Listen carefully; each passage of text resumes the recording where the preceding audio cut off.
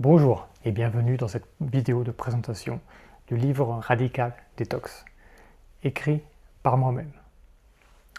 Radical Detox est un guide de purification.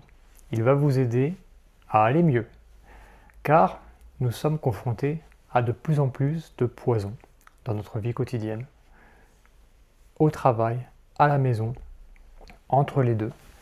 Bref, à chaque fois que nous faisons quelque chose, si nous n'apportons pas une attention suffisante à notre environnement, aux choses que nous consommons, aux gens avec qui nous sommes, à la manière dont nous comportons, à ce que nous croyons parfois, eh bien nous allons en fait nous laisser intoxiquer. Et peut-être qu'un jour nous en paierons le prix. Que ce soit au niveau individuel, au niveau du pays, même au niveau de l'humanité, j'ose dire qu'il existe un danger d'empoisonnement général, d'intoxication, de diverses natures qui en fait nous mettent en danger, nous pourrissent la vie, nous rendent malades, nous font courir un risque d'extinction pour certains peuples. La situation est donc grave et il est temps qu'il y ait une réaction, qu'il y ait une prise de conscience. Et cela commence évidemment par la prise de connaissance de ces dangers, de ces poisons, afin qu'on puisse peut-être pas tous les éviter d'un seul coup, de manière immédiate, c'est impossible, mais au moins en avoir conscience pour pouvoir nous-mêmes les analyser dans notre vie quotidienne, pour que l'on puisse se faire notre propre opinion. Car il n'y a rien de pire que de se laisser empoisonner pendant des années, des décennies, sans d'y avoir fait attention. Parce qu'on a été distrait par la vie quotidienne, par s'occuper de la famille, par le travail, et on n'a jamais fait porter attention à ce point qui peut paraître être un détail, et qui en fait nous a, pendant tout ce temps, vraiment empoisonné, nous a affaiblis, et a en fait créé le lit de peut-être maladies graves que nous allons subir. Il est donc temps de passer à cette détoxification qui doit être radicale, c'est-à-dire qu'elle doit aller à la racine des choses. Nous n'avons plus le temps pour ces entre guillemets jus détox, ces cours de yoga, ces espèces de ou autres manipulations qui en fait vous font croire que tout va bien alors que tout va mal, qui ne résolvent pas à la racine les problèmes auxquels nous sommes confrontés.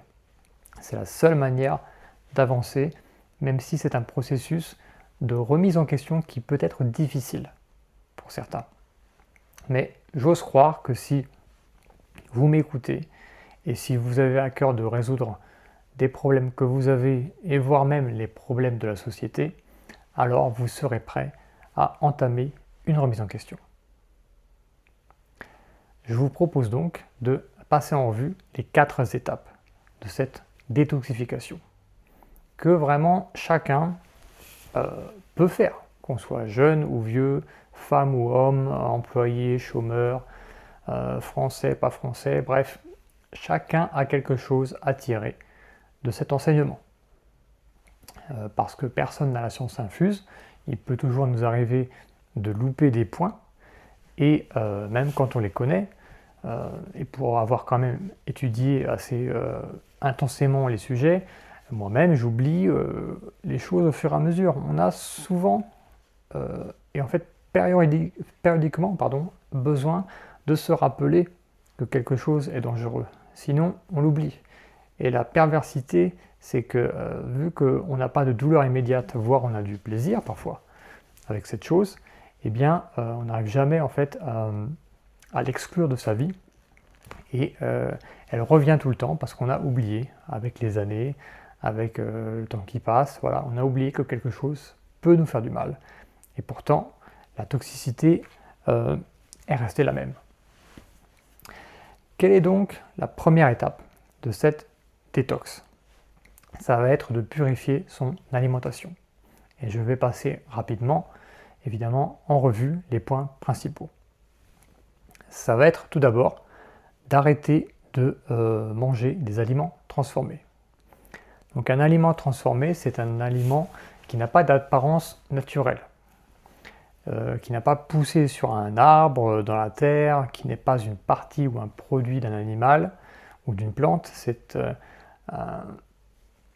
un aliment en fait qui a été transformé, qu'on a découpé, réduit en poudre, en farine, dont on a changé l'aspect en fait. Et ces aliments transformés comportent quasiment tout le temps une liste d'ingrédients, des étiquettes, parce que ce sont des produits, qui soient faits de manière industrielle ou artisanale, ce sont quand même des aliments transformés. Les aliments industriels étant évidemment les pires. Donc ces aliments transformés, donc par exemple des frites, des pizzas, des pâtes, des chips, des sandwichs tout faits, du jambon, en fait présentent tout le temps des désavantages par rapport à leur version naturelle, puisque en fait le corps n'arrive pas à les processer de manière optimale. Ce sont des aliments que l'intestin en fait va avoir du mal à digérer, de par notamment tous les produits autres chimiques et toutes les réactions chimiques qui vont avoir lieu, notamment pendant la cuisson, qui vont faire en sorte en fait de créer des composés que le corps ne va pas facilement assimiler. Voilà. Tous les composés, par exemple l'acrylamide, tous les composés issus de la réaction de Maillard sont un problème pour la digestion. Donc le plus simple en fait, plutôt que vous faire des listes d'aliments interdits, pensez plutôt, à partir de maintenant, je n'achète que des aliments bruts et naturels. Donc on va dire au marché, chez le producteur, ou dans les magasins, les 5% qui sont comme ça. Et déjà, vous allez éliminer tellement de problèmes, tellement d'addiction aussi. Ça va vraiment vous faciliter la vie. Donc, ne pas manger d'aliments transformés. Ensuite, ne pas manger d'aliments contaminés, ça veut dire manger bio, sans tous les conservateurs, exhausteurs de goût, colorants, etc. Tous les quelque chose, toutes les choses qui vont être rajoutées en fait au cours de la production, et tous les produits chimiques qui ont été utilisés pendant le développement de la plante ou de l'animal. Tout ça c'est à bannir, même les microdoses ont un effet, et les cocktails de microdoses sont encore pires. Donc on ne connaît pas les effets à long terme de microdoses, mais on connaît les intoxications de courte durée. Donc si vous voulez, quand vous avez l'employé agricole qui épand un produit avec une combinaison anti-chimique et que ce même produit se retrouve dans l'aliment parce que même en le pelant, eh bien, la chair à l'intérieur est quand même contaminée, eh bien, il y aura aussi un effet. Donc, que ce soit par connaissance du poison ou que ce soit par principe de précaution, on élimine tous les aliments contaminés. Donc on achète le plus pur possible. Ensuite, on va éliminer certains aliments problématiques. Pour nous, par exemple, certains aliments qui nous provoquent des allergies, certains aliments qui contiennent des antinutriments, ceux à fort taux d'histamine, des fruits acides qui peuvent endommager les dents, café, thé, les aliments contaminés par les microplastiques, notamment tout ce qui est poisson, par les métaux lourds. Et on va faire aussi attention à bien cuisiner, c'est-à-dire à ne pas utiliser de plastique dans sa cuisine, de ne pas faire trop cuire ses aliments, et se garder une discipline en fait pour vraiment garder ça. Car c'est bien de le savoir, mais le plus dur c'est de l'appliquer dans la vie réelle. Voilà. On va faire attention à l'excès de sucre, ne pas ingurgiter trop de sucre d'un coup. Alors évidemment ça exclut déjà les sodas, puisque le soda est un aliment, entre guillemets, aliment transformé, donc déjà il n'est pas censé être là, mais même du jus d'orange, on ne va pas se faire des verres entiers de jus d'orange, c'est trop de sucre d'un coup liquide comme ça qui arrive, pour le foie. Pas d'alcool, l'alcool est toxique, c'est bien connu, pour le foie. On va éviter les mauvaises habitudes alimentaires, par exemple le fait de manger de manière trop rapprochée, de ne pas respecter l'ordre d'ingestion, avec les aliments faciles à digérer d'abord, puis les aliments difficiles à digérer, les combinaisons alimentaires, par exemple ne pas mélanger les protéines et les laitages, ne pas manger trop tard, pour ne pas que le repas reste dans l'estomac pendant la nuit. On va aussi faire attention à la suringestion de calories, c'est-à-dire de ne pas trop manger pour que le corps soit parfois confronté à des périodes de jeûne qui puissent entrer dans un processus d'autophagie, qui puisse se nettoyer et de ne pas être constamment, tout le temps, 3 fois par jour alimenté. Le corps a besoin de parfois se mettre en mode entre guillemets survie, comme c'est le cas dans la nature, ce qui va activer certains mécanismes qui sont bénéfiques pour nous. Puis aussi divers aspects qui sont à retrouver dans le livre de manière plus détaillée. C'était donc la première étape, l'alimentation. Notre matériau de construction en fait. Nous sommes faits, nous avons été construits, bâtis et nous sommes entretenus, puisque les cellules se renouvellent, par l'alimentation. Donc nous sommes ce que nous mangeons. Et il est temps de prendre conscience que la cuisine est souvent mauvaise, que 95% de ce qui est proposé dans un magasin est mauvais, et il est temps de l'exclure radicalement, parce qu'on ne veut pas se réveiller avec des cas de cancer, qui peuvent d'ailleurs toujours arriver, même si on fait tout bien. Mais là, on est dans la démarche de ce livre, c'est d'éviter les facteurs de risque. Ce n'est pas une garantie que ça n'arrivera pas, c'est de faire en sorte de ne pas regretter en se disant « si j'avais su, j'aurais moins mangé de salami et de jambon, parce que ça m'a peut-être créé un cancer colorectal. » Voilà. Donc, principe de précaution et diminution des facteurs de risque, c'est ce qui est entre nos mains. C'est ce que nous pouvons changer.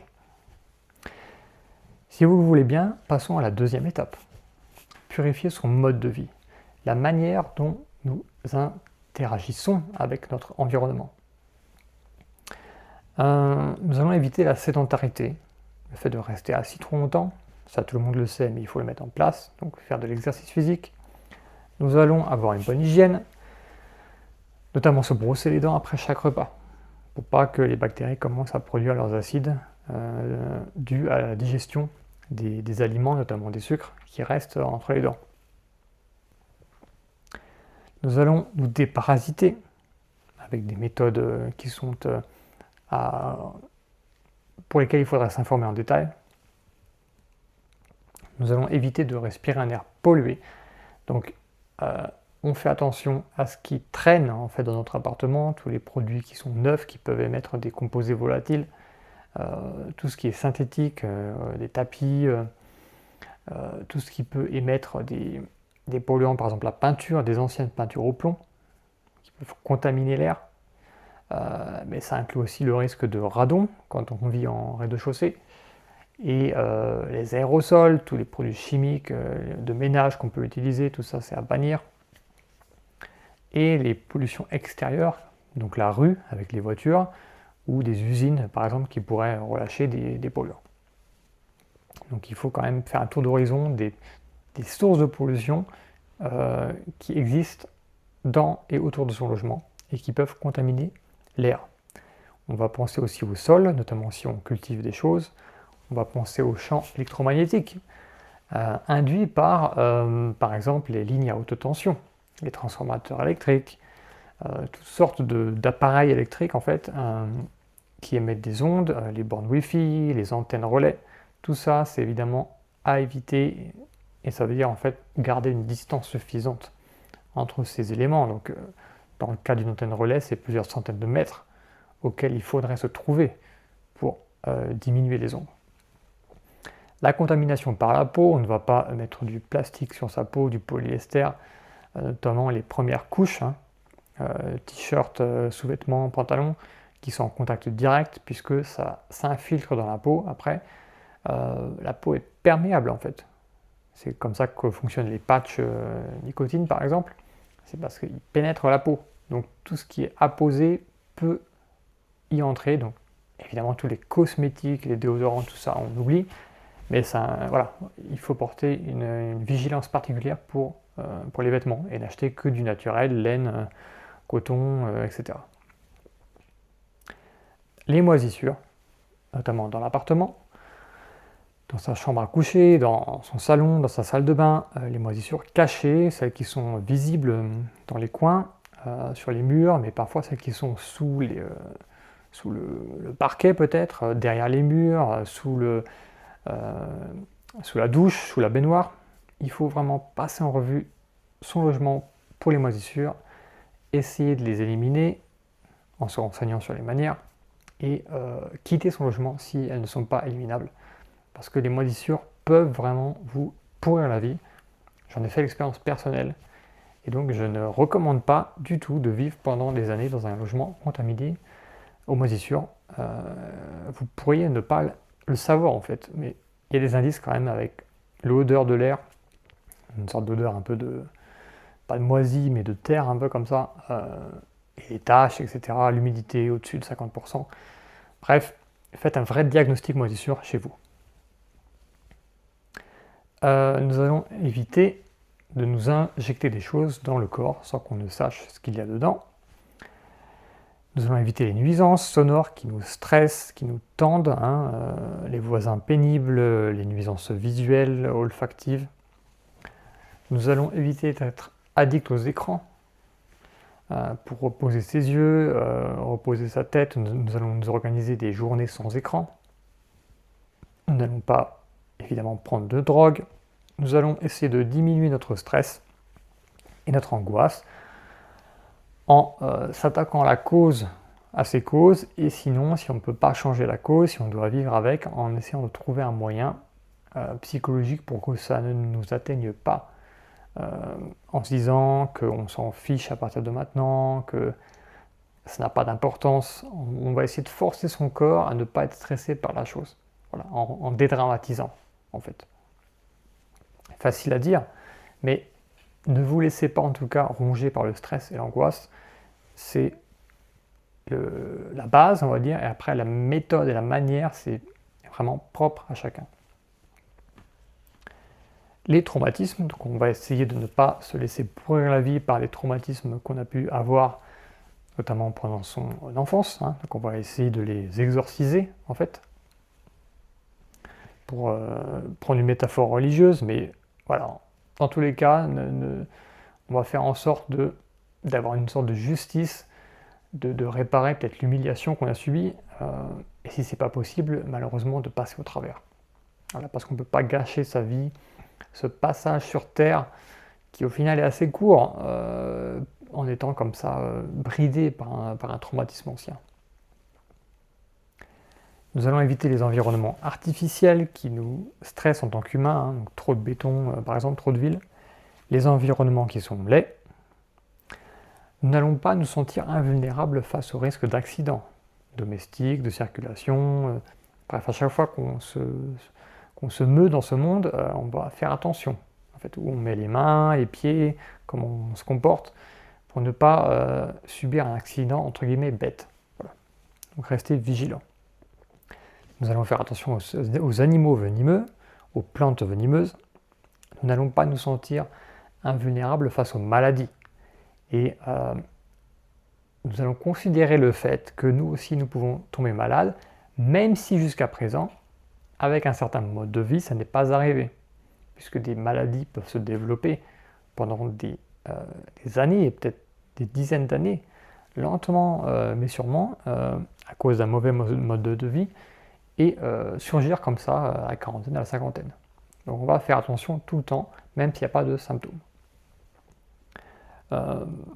Nous allons éviter de nous surmédicaliser, de nous surmédicamenter et d'utiliser trop de prothèses. Donc en fait, c'est-à-dire, de manière générale, être le moins dépendant possible du système médical.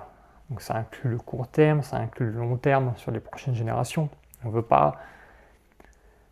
Je veux dire, il faut pas qu'on... C'est quoi cette vision de l'humain qui voudrait qu'on naisse déjà assisté par des machines, par des opérations, par des outils il faudrait que l'humain puisse comme ça expérimenter la vie de manière libre du système médical, sans dépendre pour sa survie d'une technologie. Et c'est pas non plus la peine de caricaturer en disant mais ça veut dire que sans vêtements on devrait vivre en hiver, mais soyez pas aussi obtus et simplement comprenez que voilà, on devrait ne pas avoir besoin d'un hôpital en fait, à part pour les cas d'accidents, de blessures comme ça, accidentelles, de guerre, etc. Mais pour des maladies, pour des besoins de survie de base, on devrait, je parle comme un objectif en fait, peut-être inatteignable et utopique, mais on devrait ne pas avoir besoin d'hôpital. Ce n'est pas normal d'être dépendant à cette technologie. Voilà, donc de manière générale, pensez à la santé des futures générations, ce qu'on pourrait transmettre ou pas. Nos enfants sont des produits biologiques avec les cellules et l'ADN de nous-mêmes. On n'est pas créé ex nihilo par une entité supérieure. C'est un produit organique biologique. Donc, pensez à ce qu'on pourrait transmettre et pensez à l'intérêt à long terme de la santé des futures générations. C'est pour ça, pensez à ne pas s'intoxiquer pour ne pas qu'on transmette ces toxines ou cet ADN endommagé, ce qui serait évidemment terrible. Voilà donc pour cette deuxième partie qui concernait le mode de vie. Si vous le voulez bien, passons à une autre partie qui concerne le comportement. Et oui, on peut avoir des comportements toxiques. L'expression, on la connaît déjà. Et souvent, c'est vu d'un point de vue extérieur, c'est-à-dire quitter les gens toxiques autour de vous, faites le ménage dans vos relations. Mais je pense, et mon angle de vue maintenant, c'est le point de vue personnel, c'est notre point de vue. Nous allons essayer de détoxifier nos propres mauvais comportements. Puisqu'en fait, ça se peut qu'on attire les gens toxiques parce qu'on est nous-mêmes toxiques. Et si on avait une autre vision, en fait, on n'attirerait pas ces gens-là. Donc, changeons-nous d'abord nous-mêmes. Et ça veut dire arrêter d'être individualiste et égocentrique. Il n'y a pas que du moi-je, du jeu. Il n'y a pas que son petit intérêt personnel dans la vie. Nous avons besoin des autres pour survivre. Nous vivons en société. On ne peut pas survivre tout seul. Et donc on doit avoir cet intérêt supérieur du groupe, en fait. Peut-être pas le suivre tout le temps non plus, mais savoir qui est là et que dans chaque action qu'on fait, on doit se poser la question, est-ce que c'est bénéfique pour le groupe ou est-ce que ça porte préjudice au groupe? Et si quelque chose porte préjudice au groupe, alors soit on ne le fait pas, soit on y réfléchit, mais on ne peut pas être un problème pour les autres, ce qui d'ailleurs un jour nous-mêmes nous attirera des problèmes.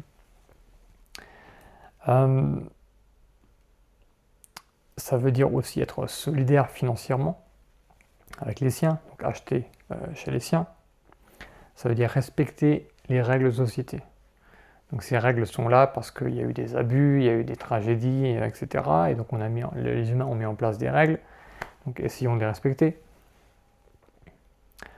Ne pas pratiquer d'activités immorales,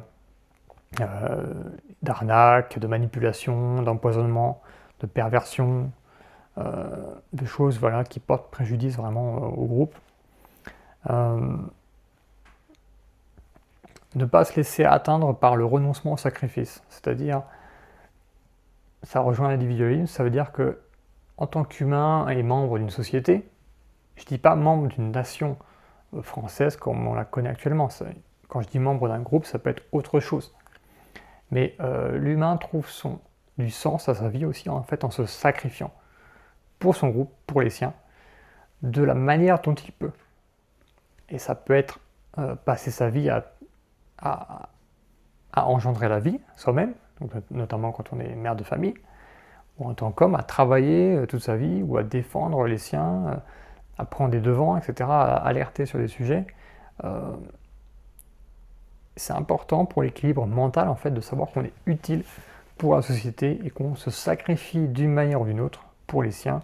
Il n'y a que comme ça que le groupe avancera et que en fait c'est rationnel parce que notre survie dépend du groupe, notre bonheur individuel dépend du bonheur de groupe. Si vous laissez les cambriolages exploser dans un endroit, tant que vous n'êtes pas atteint quelque part, vous pouvez dire je m'en fiche, mais en fait statistiquement vous serez atteint un jour. Donc les indicateurs du groupe, en fait, un jour ou l'autre, vous rattrapent. Donc vous avez intérêt à ce que le groupe aille bien pour que vous ayez bien. Donc même dans une vision individualiste irréductible, vous avez un intérêt personnel à ce que votre groupe aille bien. La communication maladroite, donc essayons de bien communiquer de manière précise, de s'entendre sur les termes. C'est les fameuses pertes, on va dire, de fiabilité qu'on a quand on communique en fait, entre ce que je pense, ce que je dis, ce que l'autre comprend, etc. Donc essayons d'être précis. Ne nous plaignons pas, parce que sinon on montre aux autres qu'en fait on subit une situation qu'on ne peut pas changer. Ne pas être injuste, parce que sinon les autres seront injustes avec nous. Ne pas être paresseux, ça donne une mauvaise image. Ne pas mentir. Le mensonge, en fait, c'est grave parce que ça veut dire je suis prêt à déformer la réalité pour m'octroyer un intérêt personnel, au détriment d'autres personnes, par exemple. Donc c'est pour ça que c'est pas simplement un truc anodin, le mensonge grave, effronté, on va dire. La colère, essayons de nous maîtriser pour ne pas que les autres pensent que on peut perdre ses moyens pour un oui ou pour un non, et qu'en fait du coup ça empêche les autres de se dire j'ai confiance en lui, je peux travailler ou faire quelque chose avec lui ou avec elle. Bah non, parce que si la personne se met en colère pour un rien, un jour elle va se mettre en colère aussi contre moi pour un petit truc. Bref, pensez à ça. Ne pas être jaloux maladif, ne pas être ingrat envers ses parents, c'est-à-dire leur rendre l'affection et le temps qu'ils nous ont procuré. Ne pas maltraiter ses enfants et être vigilant pour les cas de maltraitance, ce qui inclut d'ailleurs aussi laisser l'enfant se développer sans l'influencer, par exemple s'il veut jouer avec certains jouets, ou voilà, essayer de ne pas forcer une idéologie destructrice sur l'enfant en fait, de ne pas créer un dommage identitaire qui un jour se réveillera. Donc si on ne sait pas quoi faire, en fait, aller plutôt vers l'éducation entre guillemets traditionnelle, adaptée au monde d'aujourd'hui. Ne pas maltraiter les vieux qui en fait ont le succès d'avoir survécu jusqu'à leur âge, ce qui n'est malheureusement pas le cas de tout le monde, donc rien que pour ça il y a un respect à apporter aux personnes âgées. Ne pas avoir peur de l'échec qui pourrait nous enfermer, en fait, nous emprisonner dans des situations inconfortables qu'on pourrait regretter parce qu'on a eu peur d'échouer. Ça ne veut pas dire qu'il faut prendre des risques inconsidérés, mais ça veut dire qu'il faut quand même agir pour ne pas avoir le regret de ne pas avoir essayé au moins quelque chose. Ne pas être malveillant, ça c'est la base, ne pas voler, comme dit, mentir, arnaquer, tuer, bref. Ne pas être un criminel, un délinquant pour son groupe. Avoir de l'empathie, comprendre les problèmes des autres, se mettre dans leurs souliers pour voir leur point de vue. Ne pas provoquer de manière gratuite simplement pour montrer qu'on a raison. Préférer une communication précise. Ne pas propager de fausses histoires. Ne pas faire de critiques blessantes, simplement pareil pour casser l'autre, mais déjà peut-être qu'on n'a pas raison forcément, qu'il y a un point de vue qu'on n'a pas considéré, mais ensuite voilà, ça n'apporte pas forcément que du bien. Enfin, on pourrait dire la critique brute peut au moins être directe, on va dire, et peut servir d'électrochoc, mais il faut quand même faire attention. C'est facile à dire et compliqué à pratiquer, mais voilà. Les conflits, pareil, c'est lié avec les critiques. Essayer de ne pas se mettre dans un conflit avec quelqu'un par rapport à un enjeu qu'il y a, mais plutôt essayer de privilégier un compromis, une solution. Parfois, il faut aller au conflit, mais essayer quand même de mesurer le rapport bénéfice-risque et essayer de mesurer votre propension à un jour, sur un coup de colère, faire quelque chose que vous allez regretter. Ne pas répéter des fautes et essayer de bien communiquer au sein de son couple, ce qui inclut beaucoup de points à considérer. Bien se comporter au travail en respectant les directives, en ayant un bon esprit d'équipe, Par exemple, en respectant ses collègues, en prenant la responsabilité de son poste, ne pas travailler de manière égoïste, créer des liens de confiance, contrôler son surmenage, en ne se laissant pas mettre sous l'eau en fait, à cause d'un surmenage. Ne pas faire du travail d'amateur, aller dans les détails des choses. Ce que vous produisez, votre travail est le reflet, enfin, les gens voient ça comme votre production directe et ils vous jugent par rapport à ça. Aller à la source des problèmes, ne pas les ignorer. Voilà. Et ne pas dilapider son argent dans des choses vraiment futiles et inutiles et le garder pour des bons usages. Investir sur soi-même, sur son futur, sur celui de ses enfants. Voilà, donc, c'était donc la partie 3 sur les comportements. Dernière partie, partie 4, purifier ses croyances. Donc, l'esprit humain, notre mental, notre intellect, on accumule en fait un habitus social, comme on dit, des habitudes, des manières de penser. Et en fait, dans ce processus du fait de grandir, il y a parfois des gens qui vont essayer de capturer notre attention, notre mental, pour qu'on les serve en fait, de manière indirecte ou directe, de manière financière, de par le temps. Donc en fait, notre cerveau, notre attention, notre esprit est un marché pour beaucoup de personnes qui essaient de nous contrôler. Donc, faire attention évidemment à ça pour ne pas se laisser embrigader dans une espèce d'aventure qui ne sert à rien, qui va ne faire que nous appauvrir, nous épuiser, qui n'est qu'au profit de quelque chose d'autre. Hein. Donc faire attention aux manipulateurs, aux illusions, et se tenir loin de toutes ces croyances toxiques en fait. Et d'ailleurs, la démarche de Radical Detox, c'est d'éliminer les choses mauvaises pour nous. Donc en fait, c'est un processus de libération, de couper ce qui est mauvais. On ne va pas rajouter une nouvelle idéologie toute faite, un nouveau projet à suivre dans lequel il faut s'impliquer. En fait, on va simplement enlever ce qui est mauvais. Et à la fin, va rester ce qui est censé être en tout cas neutre ou bon pour nous, ce qui en fait est un cadre dans lequel on va pouvoir évoluer, faire sa vie comme on le veut, et qui est censé ne pas donc être mauvais pour nous. Donc c'est vraiment une démarche libératrice, en tout cas moi je la considère comme cela, puisqu'on va enlever des choses. Donc une critique pourrait dire oui, tu fais que pointer ce qui est mauvais, tu proposes pas de vision positive, mais c'est faux, puisqu'en fait en enlevant le mauvais ne va rester que le positif. C'est comme ça que vous allez trouver le positif. C'est par un processus d'enlever ce qui est inutile, ce qui est toxique. C'est comme ça qu'on arrive à la fin au cœur des choses. C'est comme ça que les gens évoluent. On grandit, on a des mauvais comportements, on les change, on les enlève en fait de sa vie parce qu'on s'est rendu compte qu'ils étaient mauvais pour nous. C'est ça l'expérience, la sagesse qui vient. C'est ce processus-là qu'en fait on enlève des choses, on n'en rajoute pas. Et d'ailleurs c'est beaucoup plus satisfaisant, je trouve, d'un point de vue intellectuel, de se dire qu'on va se débarrasser de poisons, qu'on va vraiment les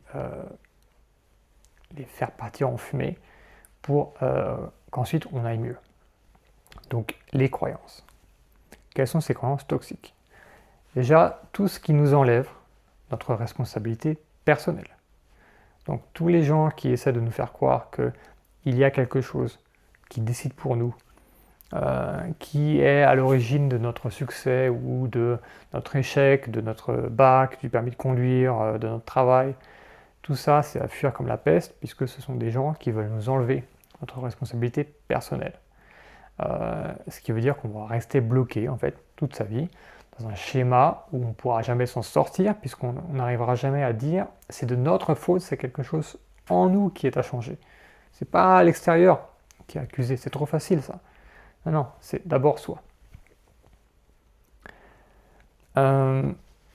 Esprit indétectable, donc on va arrêter de croire aux esprits de la forêt, derrière les buissons, etc., qui auraient eu une influence, soyons cartésien, pragmatique, croyons ce que nous voyons. Si demain on me montre sur une image, sur un appareil effectivement il y a un esprit dans la pièce là où je me trouve, alors je le croirai. Mais ce n'est pas encore le cas, il n'y a pas encore la technologie pour ça. Si l'esprit était là, ce que je ne sais pas en fait, mais ce que je ne vois pas. Donc je ne vais pas commencer à me créer tout un système de pensée qui va avoir une influence sur mon quotidien simplement pour un esprit que j'ai pas vu, ou encore pire, simplement parce que quelqu'un rapporte dans un livre qu'il a vu quelqu'un qui lui a dit qu'il a vu un esprit. Vous voyez, c'est vraiment la chaîne de fiabilité est vraiment douteuse quoi, parfois. Se méfier des histoires racontées, notamment les anciennes histoires, comme dit, celles qui ne sont pas prouvables, répétables, qui paraissent un peu extravagantes. Alors je veux bien qu'il y ait des métaphores, mais il y a des limites aux métaphores, dans le sens où quand on dit que quelque chose est arrivé et que ça paraît fou, on dit quand même que c'est arrivé. Le but, c'est pas d'utiliser comme une métaphore tout le temps. Donc, soyons sur des faits. La vie après la mort, je ne dis pas qu'il n'y a pas de vie après la mort, mais encore une fois, on ne sait pas. Donc, on prend le risque de gâcher sa vie actuelle pour une hypothétique vie après la mort, ce qui serait quand même dommage. Parce que si jamais c'est le blackout, et que vous avez passé votre vie à vous restreindre, comme ça, à penser oh, après la mort, mon Dieu, faut que je sois comme ci ou comme ça, parce que sinon je vais me faire punir. Ça ressemble quand même à un système fait pour en fait vous faire obéir à des choses, et sinon il y a le bâton de après la mort, ça, vous allez en baver quoi. Donc attention quand même aux manipulations. Ne pas croire que le corps humain a été créé de manière parfaite par une entité supérieure, puisqu'en fait c'est très grave comme pensée, puisque ça vous enlève en fait la conscience que vous avez un impact sur votre santé. Et donc du coup, la personne qui pense ça se dit, bah, il ne peut pas m'arriver de maladie puisque je suis parfait. Je suis un être parfait qui a été créé par une entité supérieure, donc je ne vais pas avoir des défauts.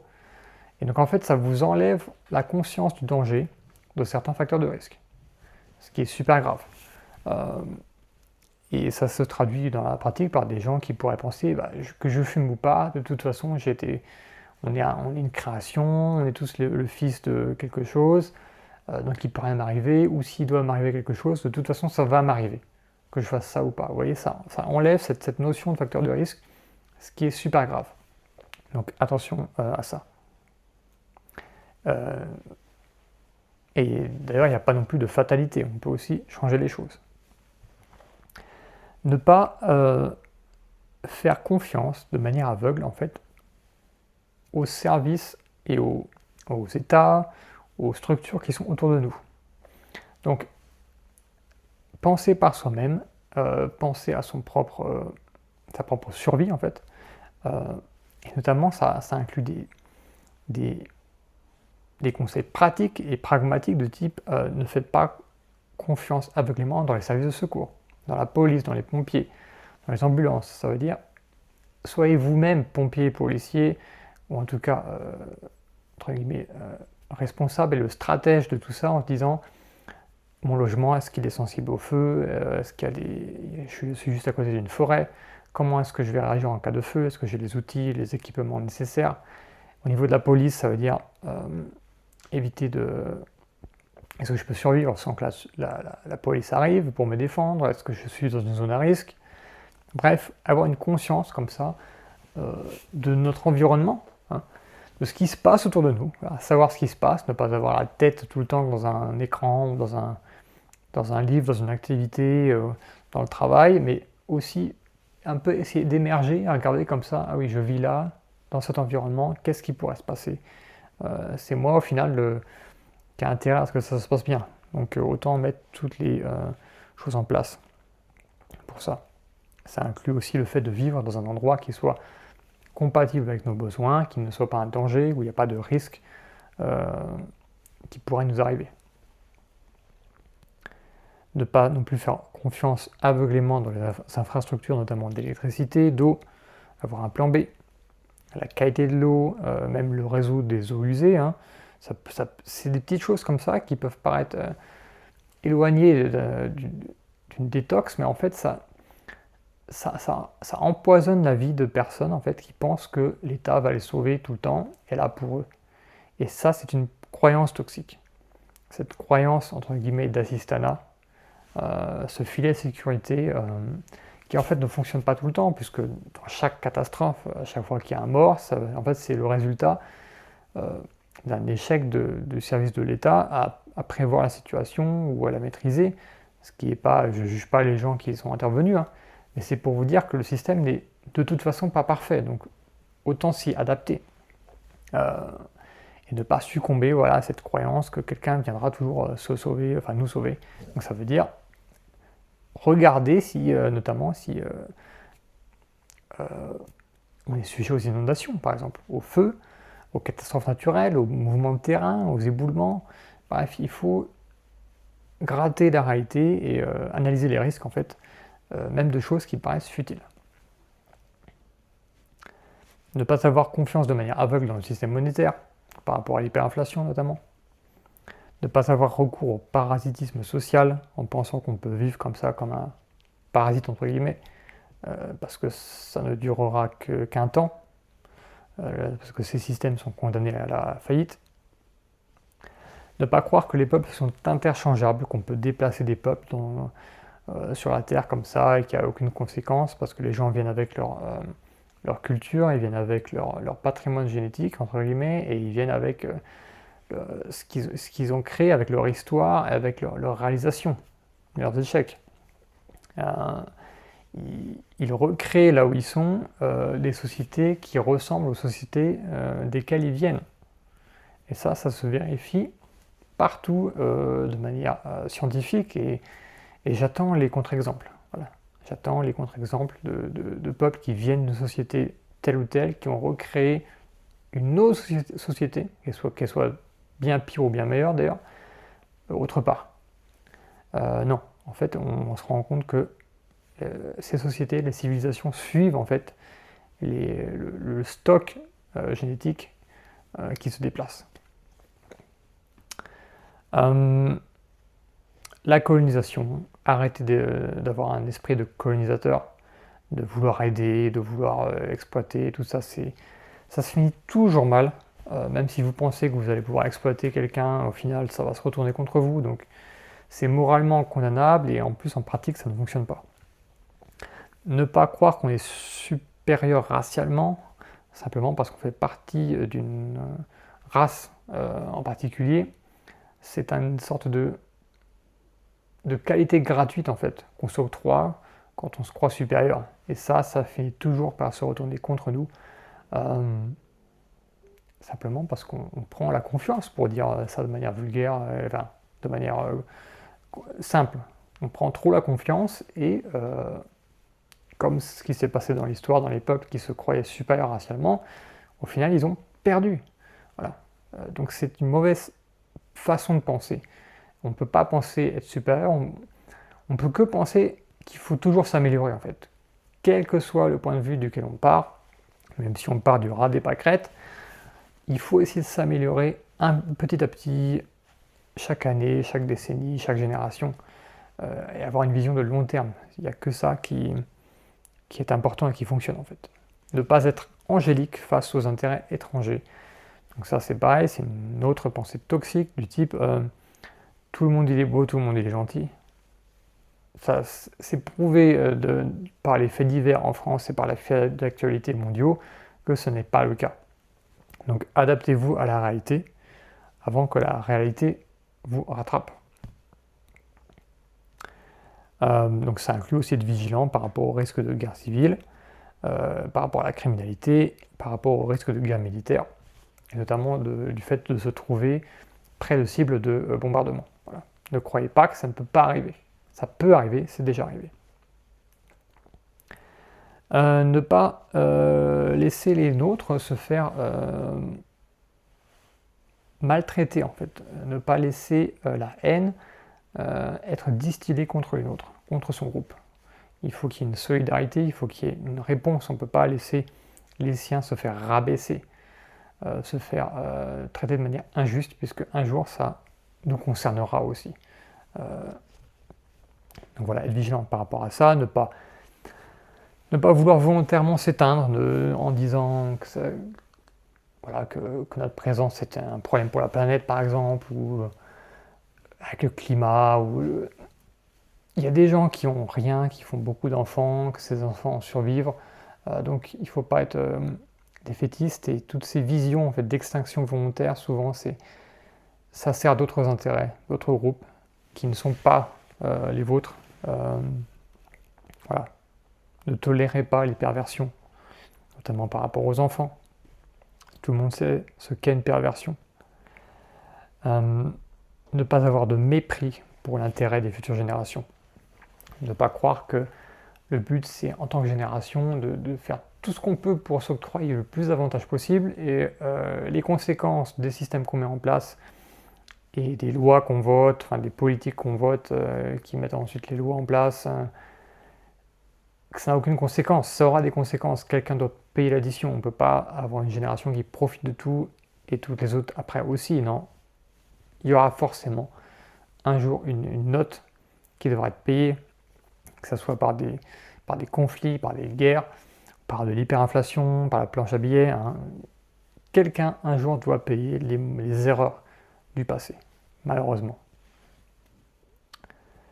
Ne pas croire que les enfants ne sont qu'une charge, donc ça rejoint le point d'extinction, mais c'est plus pragmatique dans le sens où l'enfant, quand on lui apporte, en théorie évidemment je parle, quand on apporte du bonheur et de l'amour à un enfant, c'est quelque chose qu'on est censé recevoir en retour.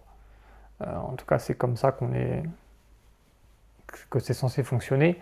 Donc un enfant n'est pas qu'une charge de travail, parce que c'est quelque chose qu'on entend quand même aujourd'hui, de se dire si je fais un enfant, je ne pourrais pas voyager, etc.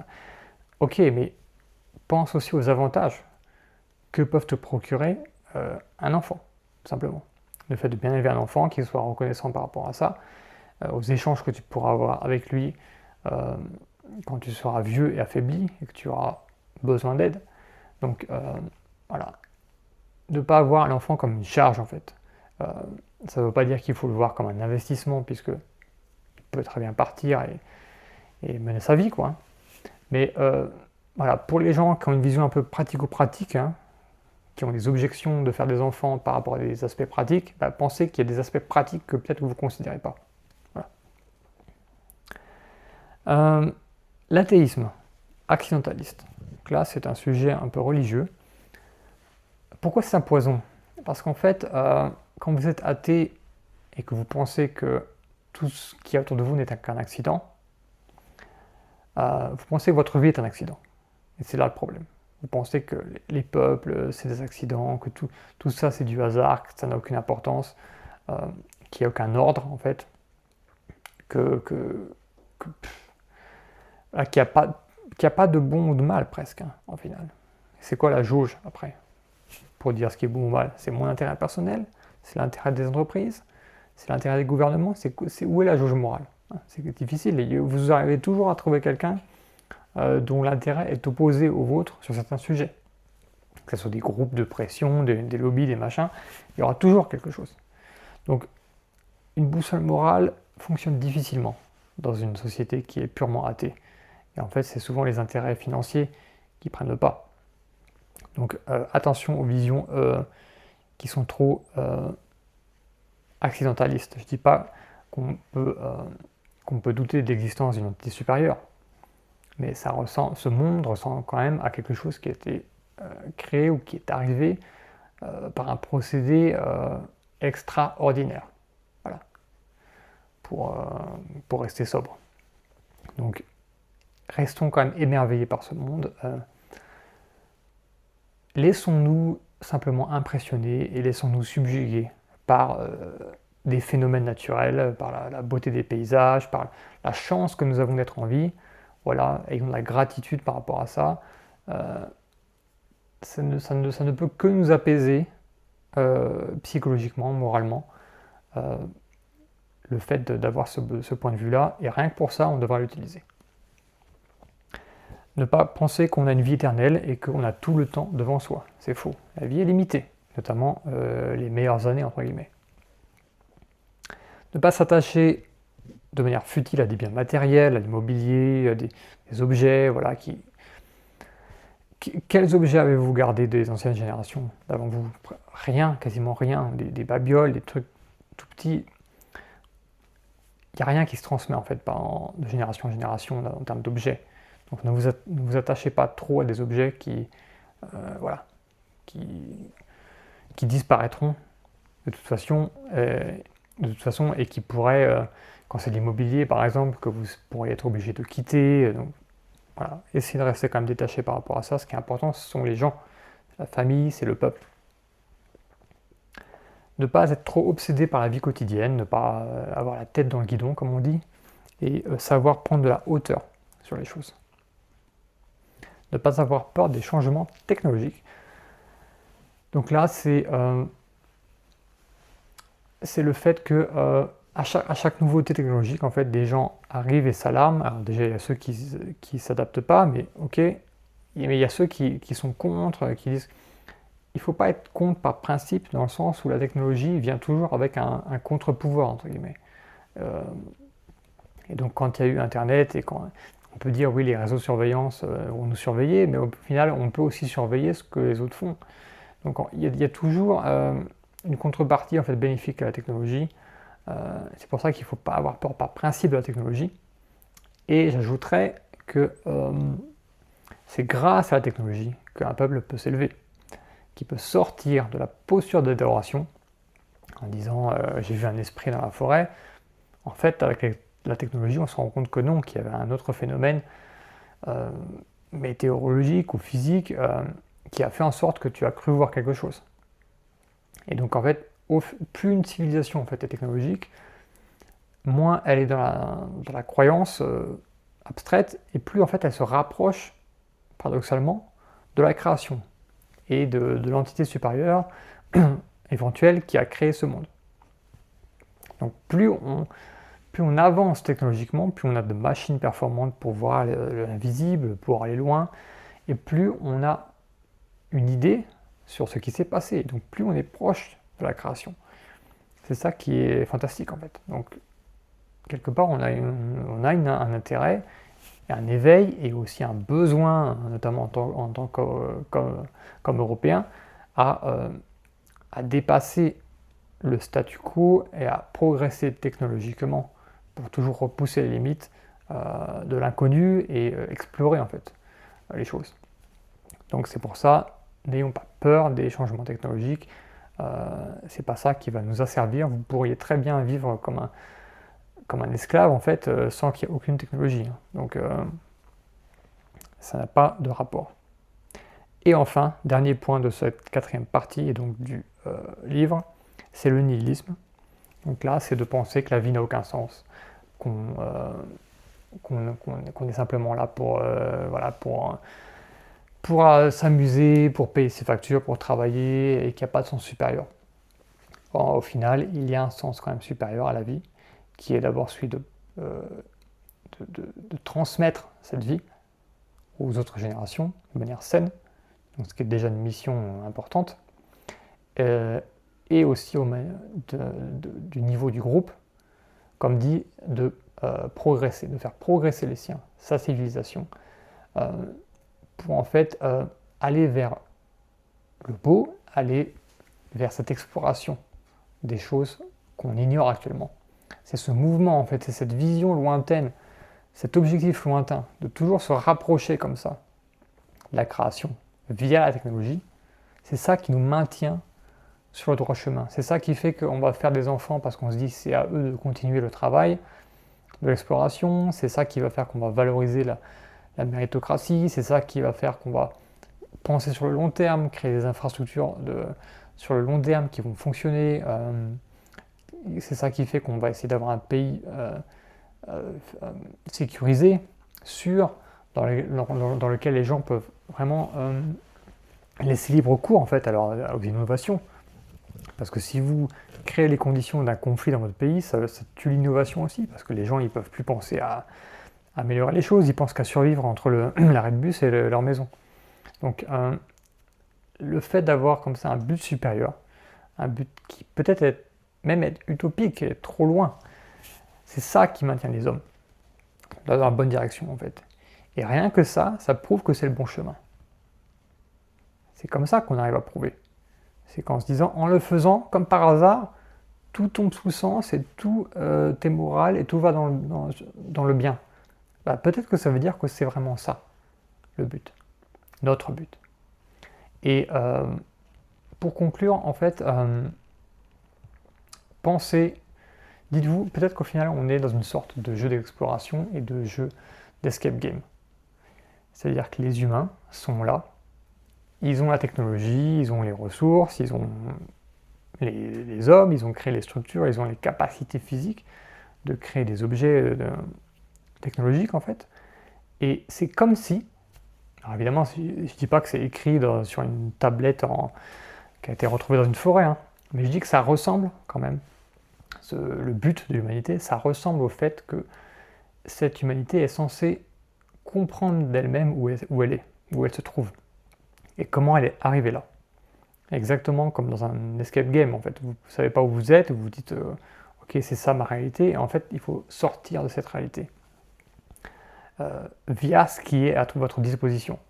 Donc c'est ça que je trouve vraiment fascinant, excitant et émerveillant en fait, c'est se dire que on est dans une course, un truc qui nous dépasse complètement, technologique et de civilisation, et c'est le peuple, c'est la civilisation qui parviendra à se rapprocher le plus possible du créateur ou de